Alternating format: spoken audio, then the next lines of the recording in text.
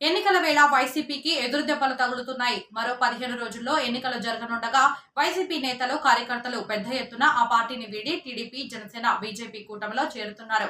వైఎస్ఆర్సీపీ ప్రభుత్వ అరాచకాలు, వైఫల్యాలను ప్రజల్లో ఎండగడుతూ కూటమి అభ్యర్థులు ఓట్లు అభ్యర్థిస్తుండటంతో ప్రజల్లో విశేష స్పందన లభిస్తోంది. దీంతో వైసీపీలో ఉండి నిండా మునగడం కంటే కూటమిలో చేరడం మంచిదని భావించిన వైసీపీ శ్రేణులు టీడీపీ, జనసేన, బీజేపీలకు జై కొడుతున్నారు. రాష్ట్రంలో స్పష్టంగా కూటమికి సానుకూల పవనాలు వీస్తున్న నేపథ్యంలో రాబోయే రోజుల్లో వైసీపీ నుంచి వలసలు మరింత పెరిగే అవకాశం ఉందని తెలుస్తోంది. దాంతో పాటు స్థానిక వైసీపీ నేతల తీరు పట్ల విసుగు చెందిన పార్టీ శ్రేణులు మూకుమ్మడిగా పార్టీని వీడి సంకీర్ణ కూటమిలో చేరుతున్నారు.